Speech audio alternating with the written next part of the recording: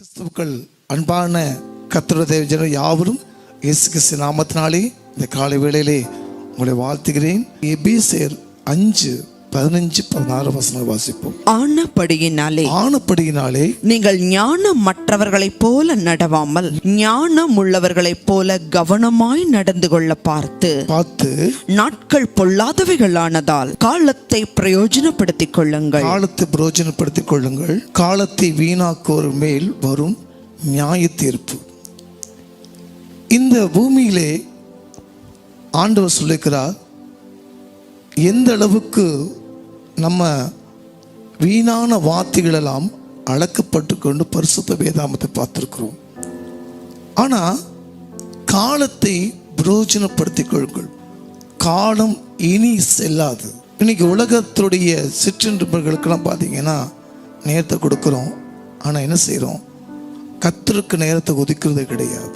படிக்கும் மாணவர்கள் எல்லாம் பார்த்தீங்கன்னா தன்னுடைய படிப்பில் அவங்க கவனம் செலுத்தினா தேர்வில் ஜெயிக்க முடியாது, அது வீணாக போயிடும்.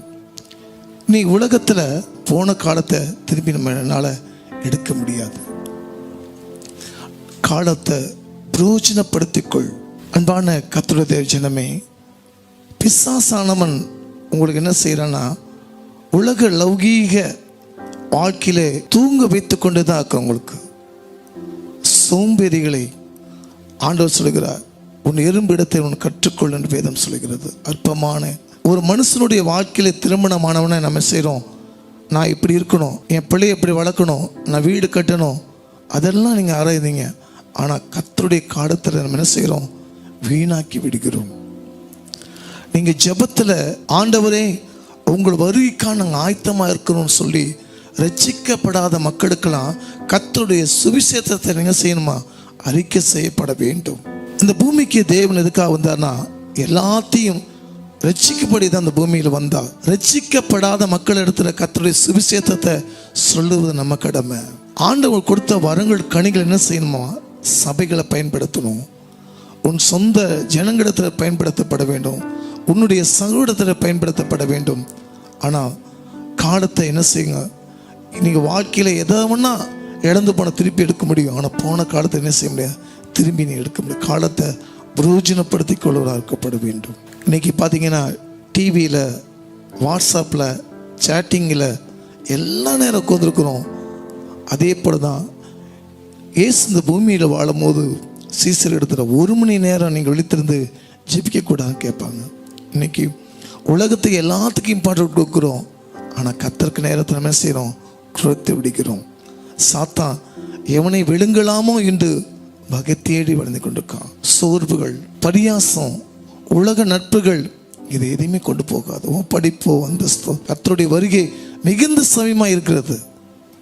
ஆண்டவர் சொன்ன எல்லா வார்த்தையும் நடந்து கொண்டிருக்கு.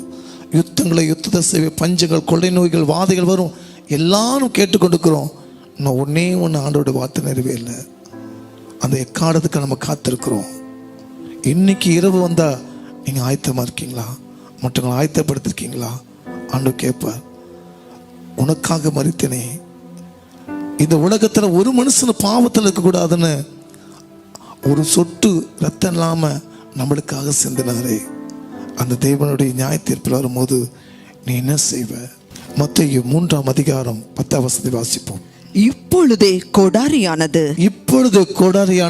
மரங்களின் வேர் அருகே வைத்திருக்கிறது. ஆகையால் நல்ல கனி கொடாத மரம் எல்லாம், கனி கொடுக்காத ஆத்துமா ஆதாயம் பண்ணாமல் எல்லாம் வெட்டுண்டு அக்கினியில போடப்படும். ஒரு நாளைக்கு கர்த்தருடைய சுவிசேஷத்தை 5 பேத்துக்காக செய்யப்பட வேண்டும். நீ சத்தியம் சொல்லணும், உனக்கு ஐயோ. வேதம் சொல்லுகிறது, காலம் குடிய காலம், அன்பு தணிஞ்சு போகும், பாவம், இச்சை, வாழ்க்கையில வேசித்தனம், இது எல்லாமே போய் கொண்டிருக்கிறது. நீ எவ்வளவுனா சம்பாதிச்சதை திரும்பி பெற்றுக்கொள்ளலாம், இழந்து போன வாழ்க்கையை காலத்தை என்ன செய்ய முடியல, நீங்க எடுக்க முடியாது. வெளிப்படுத்த 22:12 வாசிங்க. இதோ சீக்கிரமாய் வருகிறேன். அவனுடைய கிரியைகளின்படி அவன் கிரியத்தக்க அவனவனுக்கு நான் அளிக்கும் பலன் என்னுடனே கூட வருகிறது. கூட இருக்கும். கர்த்தருடைய தேவஜனமே, நீ எதை விதைக்கிறாயோ அதை அறுவை செய்வாய். இன்றைக்கு இது வரைக்கும் காலத்தை வீணாக்கினாலும் இனிமேல் காலத்தை நீ பிரயோஜனப்படுத்திக்கொள். இனி காலம் செல்லாது. ஆண்டவர் காலத்தை வீணாக்குற மேல் வரும் நியாய தீர்ப்பு நாளிலே கர்த்தர் கணக்கு கொடுக்கப்பட வேண்டும்.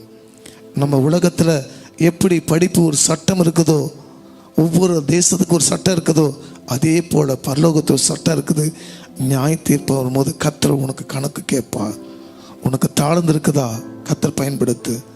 ஒருவேளை இசைவாசிக்க தெரியுமா, ஆலயத்தை பயன்படுத்து. கர்த்தர் அறியாத ஜனங்களுக்கு போய் கர்த்தர் சுவிசேஷம். இது வைக்கும் நீங்கள் உலகத்துக்கு வீணாக்கினால் காலத்தை பிரயோஜனப்படுத்துங்க. கண்கள் மூடி நம்ம ஜெபிப்போம். காலத்தை வீணாக்குற மேல் வரும் நியாய தீர்ப்பு. ஆண்டவரே, உலகத்தில் எத்தனையோ விதமான காரியங்களை செல்போனில் உலகத்துக்காக ஓடி போயிருக்கிறோம். ஆனாலும் தன்னுடைய ஜீவனை இந்த ஆத்மாய் காத்து கொள்ளாத ஜனங்கள் எல்லாம்ப்பா, ஐயோ நியாய தீர்ப்பு வரும் நாளிலே கர்த்தர் கணக்கு கேட்பாரு என்று அந்த பயம் இல்லாமல் காலத்தை வீணாக்கி கொண்டிருக்கிறாங்கப்பா. இனி காலம் செல்லாது. காலத்தை பிரயோஜனப்படுத்திக் கொள்ளுங்கள். கர்த்தருடைய நியாய தீர்ப்பு வரும்போது கர்த்தர் உங்களுக்கு கணக்கு கேட்பான்னு பார்த்தோமே, மனுஷிகமாய் போய்விட்டப்பா, உலக லௌகிய போயிட்டப்பா. இனிமேல் மனம் திரும்பி ஆண்டவரே கர்த்தர் வரைக்கும் நியாய தீர்ப்பிலே கணக்கு கொடுக்க பிள்ளைகளை மாற்றுங்க. ஆசீர்வதி இயேசுவின் நாமத்தில் நல்ல பிதாவே, ஆமென். நிச்சயமாக கர்த்தர் சொல்கிறார், காலத்தை பிரயோஜனப்படுத்திகள். உலகத்தில் எதை வேணா இழந்தால் சம்பாதிக்கலாம், ஆனால் இழந்து போன காலத்தை நம்ம சம்பாதிக்க முடியாது. கர்த்தர் தாமே உங்களை ஆசீர்வதிப்பதாக. ஆமென்.